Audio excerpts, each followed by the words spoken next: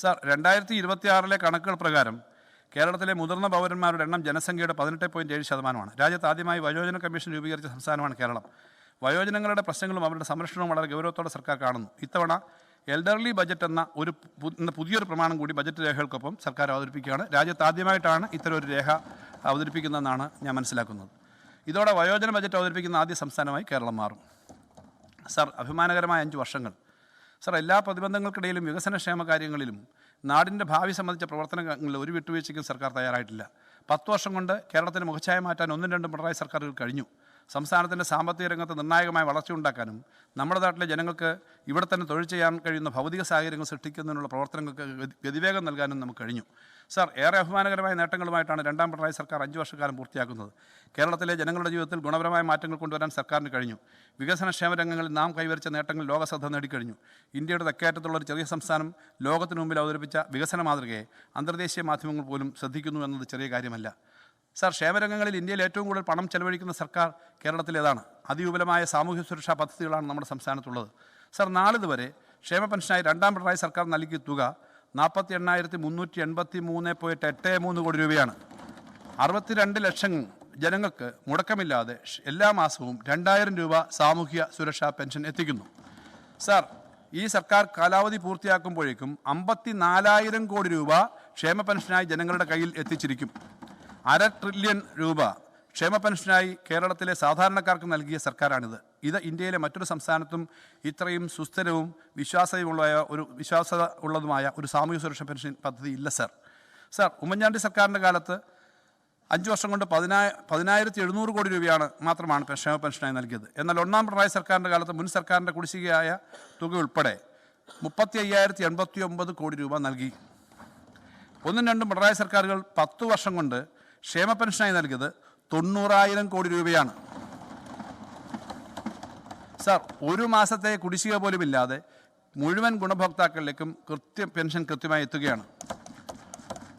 Sir, സാമൂഹ്യ സുരക്ഷാ pension, മുഖ്യമന്ത്രിയുടെ സ്ത്രീ സുരക്ഷാ പദ്ധതി, മുഖ്യമന്ത്രിയുടെ കണക്ട് വർക്ക് സ്കോളർഷിപ്പ് ഉൾപ്പെടെ പദ്ധതിയിലൂടെ മാത്രം 1 കോടി ആളുകളിലേക്കാണ് സാർ സർക്കാരിൻ്റെ സഹായം എത്തുന്നത്.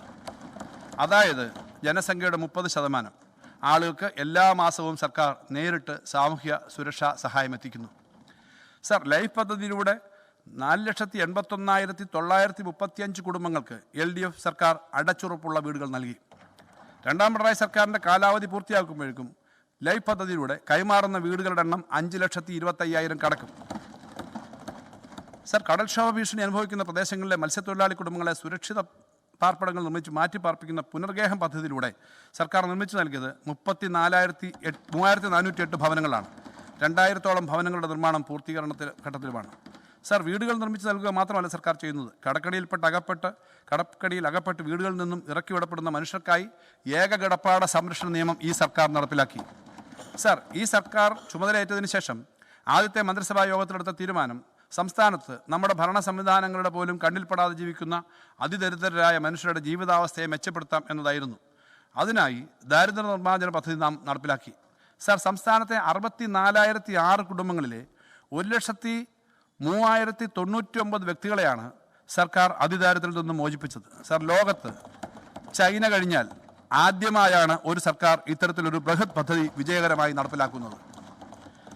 സാർ, കാരുണ്യ ആരോഗ്യ സുരക്ഷാ പദ്ധതിയിലൂടെ 42.1 ലക്ഷം കുടുംബങ്ങളിലെ 1.5 കോടിയോളം പേർക്ക് പ്രതിവർഷം 5 ലക്ഷം രൂപ വരെ സൗജന്യ ചികിത്സ നൽകാൻ ഈ സർക്കാർ ചെലവഴിച്ചത് 4,236.22 കോടിയാണ്. സാർ, കാരുണ്യ ആരോഗ്യ സുരക്ഷാ പദ്ധതിയുടെ മാനദണ്ഡങ്ങൾ പുറത്തുള്ള 77,608 കുടുംബങ്ങൾക്ക് 3 ലക്ഷം രൂപ വരെ ചികിത്സാ സഹായം നൽകുന്ന കാരുണ്യ ബെനവലൻ്റ് പദ്ധതിക്കായി സർക്കാർ ചെലവഴിച്ചത് 606.5 കോടി രൂപയാണ്. സാർ, കേരളത്തിലെ ശിശുമരണ നിരക്ക് 5 ഇത് ഇന്ത്യയിൽ ഏറ്റവും കുറവാണ്. ദേശീയ ശരാശരി 25 ആണെന്നതും നാം ഓർക്കണം. അമേരിക്കയേക്കാൾ കുറഞ്ഞ ശിശുമരണ നിരക്കാണ് നമ്മുടെ നാടിനുള്ളത് എന്ന അഭിമാനത്തോടെ പറയട്ടെ. കുറഞ്ഞ മാതൃമരണ നിരക്കിലും ഉയർന്ന മറ്റ് ആരോഗ്യ സൂചകങ്ങളിലും കേരളം രാജ്യത്ത് ബഹുദൂരം മുന്നിലാണ്.